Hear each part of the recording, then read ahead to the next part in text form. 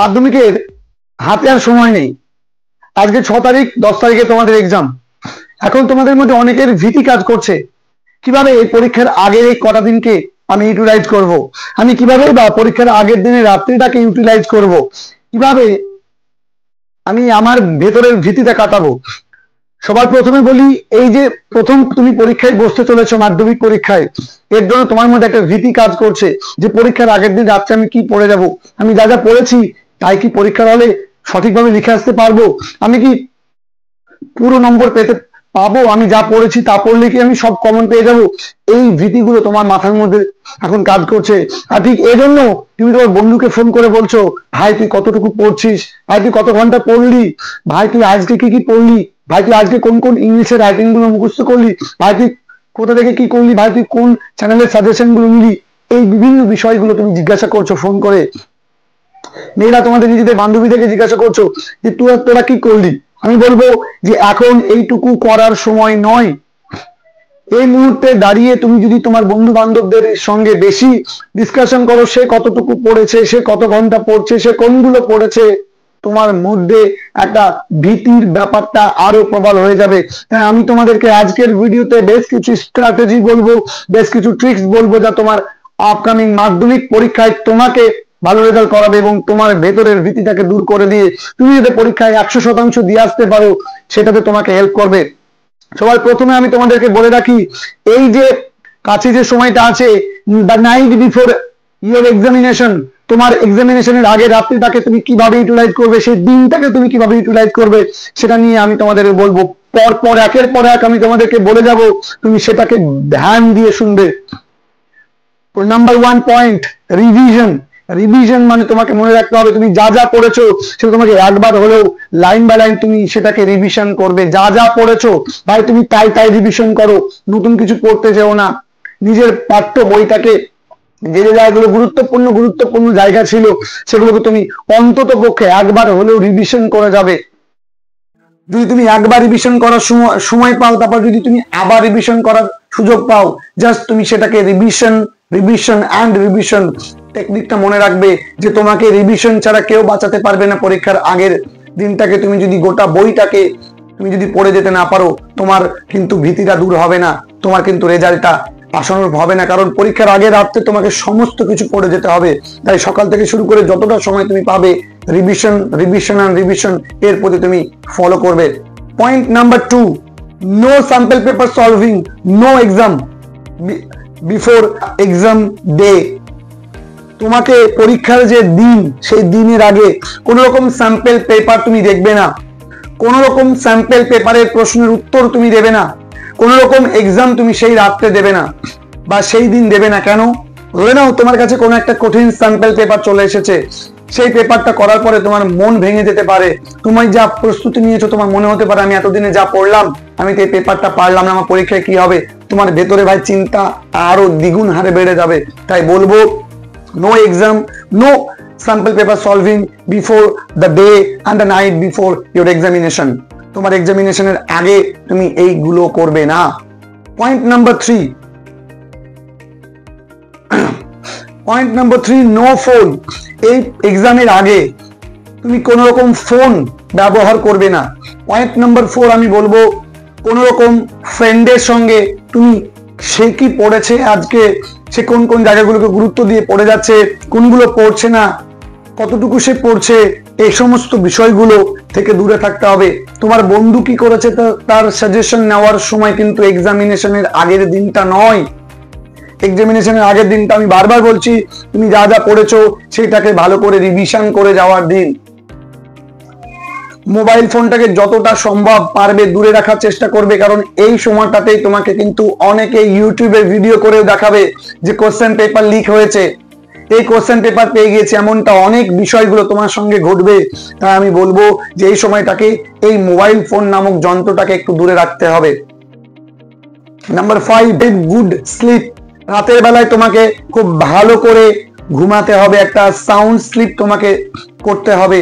পরীক্ষার আগের দিনের রাত্রের ঘুমটা সবচেয়ে বেশি জরুরি, কারণ সেই দিন তুমি যদি ভালো করে ঘুম না পারো, তাহলে পরের দিন গিয়ে তুমি তোমার 100% পরীক্ষার হলে দিয়ে আসতে পারবে না।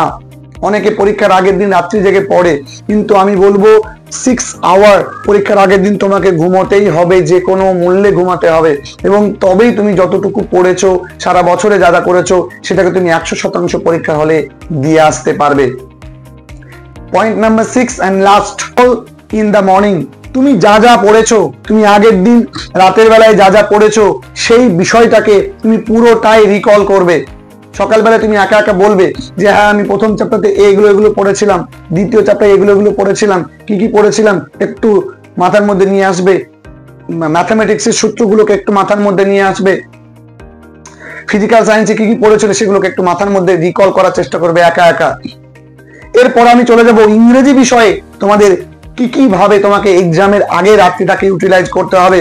প্রথমত মাথায় রাখবে তুমি কিন্তু কবিতা গল্প আগে থেকে তুমি কিন্তু পড়ে রেখেছো। তা আমি বলবো পরীক্ষার আগের দিন টেক্সট হিসাবে তুমি পোয়েমটাকে রিডিং পড়ো, 2-3 বার পোয়েমটাকে রিডিং পড়ে রাখো, এবং তার যে ওয়ার্ড নোট গুলো আছে তার বেঙ্গলি এবং ইংলিশ ওয়ার্ড নোট গুলোকে তুমি ভালো করে পড়ো। এবং এই পোয়েম থেকে যে সমস্ত WH টাইপের প্রশ্নগুলো তোমাদেরকে আমরা ইউটিউবে দিয়েছি, বা তোমরা যেখানে টিউশন থেকে পড়েছো, বা তোমাদের যে রেফারেন্স বুক আছে সেই রেফারেন্স বুক থেকে সেই WH প্রশ্নগুলোকে 2-3 বার করে রিডিং পড়ো। এবার আমি বলবো প্রোজের ক্ষেত্রে দেখো, প্রোজের ক্ষেত্রে যদি তুমি পারো তো তুমি, যেহেতু তোমাদের টেক্সটটা তুলে দেওয়া থাকে তাই আমি তেমনটা বলবো না, তাই আমি এখানেও তোমাদেরকে বলবো জাস্ট ওয়ার্ড নোটটা এই প্রোজ থেকে তুমি পড়ে যাবে, এবং এখান থেকে তুমি WH টাইপের প্রশ্নগুলো এবং কজ এফেক্ট টাইপের কিছু প্রশ্ন এগুলো তুমি একটু পরীক্ষার আগে রাত্রে একটু দেখে যাবে। নাম্বার 3 তোমাদের যেটা থাকলো সেটা হচ্ছে গ্রামার। দেখো ভাই আমি বলবো তোমাকে শুধুমাত্র তুমি গ্রামারের ক্ষেত্রে ভয়েস এবং ন্যারেশনের রুলসটা দেখে যাবে একটু, এবং আমি তোমাদেরকে যে ফ্রেজাল ভার্বগুলো সাজেশনে দিয়েছি সেই ফ্রেজাল ভার্বগুলো তুমি পরীক্ষার আগের দিন রাতে 2-3 বার করে রিডিং পড়ো, ব্যাস এটাই এনাফ হয়ে যাবে তোমার জন্য।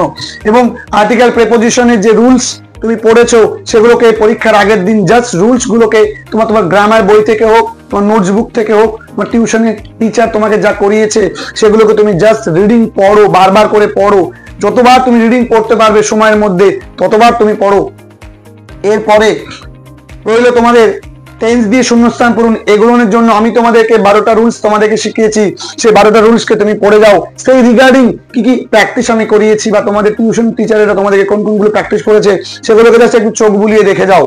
আমি তোমাদের যে সেটগুলো দিয়েছি সেগুলো একটু চোখ বুলিয়ে দেখে যাও, দেখবে তোমার পরীক্ষার জন্য সবচেয়ে ভালো উপযোগী রিভিশন হবে এইভাবে তুমি যদি রিভিশন করো। 4 নম্বর তোমাকে বলবো রাইটিং এর ক্ষেত্রে তুমি কি কি করবে। দেখো রাইটিং এর ক্ষেত্রে আমি বলবো তুমি যে যে রাইটিং গুলো পড়েছো প্রত্যেকটা রাইটিং লেখার নিয়মগুলো ভালো করে দেখবে। পরীক্ষার আগের দিন তুমি বারবার করে রাইটিং লেখার নিয়মগুলোকে পড়ো, এবং প্রত্যেকটা রাইটিং এ যেমন এডিটোরিয়াল লেটারের ফরম্যাটটা ভালো করে পড়ো, নোটিশ কিভাবে লিখতে হয় তার নিয়মটা ভালো করে পড়ো, প্রত্যেকটা বিষয়ের যে ফরম্যাটটা সেটা খুব ভালো করে দেখবে, এবং বারবার করে যে যে রাইটিং গুলো আমি তোমাদেরকে সাজেশনে দিয়েছি তার উত্তর যেগুলো তোমাদের কাছে আছে বা তোমাদের নোটবুকে আছে সেই উত্তরগুলোকে নাও, নিয়ে তুমি সেগুলোকে প্রত্যেকটা রাইটিং অন্তত পক্ষে 3 বার করে একবার বসে অন স্পট বসে তুমি 3 বার করে একটা রাইটিংকে তুমি রিডিং পড়ো। যেটা তুমি মুখস্থ করার চেষ্টা করো, 2-1টা নতুন যেগুলো তোমার সাজেশন থেকে এখনো মুখস্থ হয়নি সেগুলোকে মুখস্থ করে নেওয়ার। রাইটিং নতুন করে প্র্যাকটিস করে কিছু নেই, জাস্ট ফরম্যাট গুলোকে নিয়মগুলোকে দেখো, যেগুলো পড়েছো তুমি 10 বার লেখার থেকে পরীক্ষার আগে 10 বার ওই জিনিসটাকে বারবার করে পড়ো, কারণ তুমি লিখতে গেলে সময়টা বেশি অপচয় হবে, এবং তুমি এইটা যদি পড়ে যাও তুমি কিছুটা জেনে যাচ্ছ, আর এতদিন তো তুমি প্রিপারেশন নিয়েছো। এরপরে আমি তোমাদেরকে বলবো রাইটিং এর ঠিক পরে তোমাদেরকে বলবো যে তোমাদের যেহেতু আনসিন থেকে সিনোনিম আসে, তাই আনসিনের সিনোনিমের উপরে আমি তোমাদের একটা সাজেশন আমি দিয়ে দেবো তোমাদেরকে, সেগুলো তোমরা ভালো করে দেখে যাও। আর তোমাদের স্কুল থেকে বা তোমাদের টিউশন থেকে বা তুমি বিভিন্ন ইউটিউব চ্যানেল থেকে বা সাজেশন বই থেকে যে সমস্ত সিনোনিমের যে ওয়ার্ডগুলো তুমি কালেক্ট করেছো সেগুলোকে তুমি বারবার করে রিভিশন করে যাও, এবং অবশ্যই পরীক্ষার হলে ঢোকার আগে সেগুলোকে একবার করে রিভিশন করে যাবে। সকালবেলা একই রকম ভাবে যা যা তুমি পড়লে সেগুলোকে রিকল করে যাবে, এবং পরীক্ষা হলে ঢোকার আগে পুরো বিষয়গুলোকে গুছিয়ে নেবে মাথার মধ্যে যে তুমি কি কি পড়েছো, কোন কোন জিনিসগুলো তোমার জানা আছে, কোন কোন বিষয়গুলো তোমার জানা নেই। হঠাৎ করে যদি মনে পড়ে যে হ্যাঁ আমি এই জিনিসটা তো আমি দেখিনি, আমার দেখা হয়নি, টুক করে বইটা খুলে একটু দেখে নেবে, ব্যাস এইটুকুই তোমাদের জন্য বলার ছিল। এইভাবে তুমি তোমার পরীক্ষার আগের দিনে রাতে ইউটিলাইজ করো এবং পরীক্ষা তুমি নিশ্চিত রূপে তোমার 100% দিয়ে তুমি পরীক্ষা দিয়ে এসো। তোমাদের প্রত্যেকের জন্য শুভকামনা রইলো। তোমাদের পরীক্ষা প্রত্যেকে ভালো হোক। দেখা হবে তোমাদের সঙ্গে পরবর্তী ভিডিওতে। প্রত্যেকে তোমরা ভালো থেকো।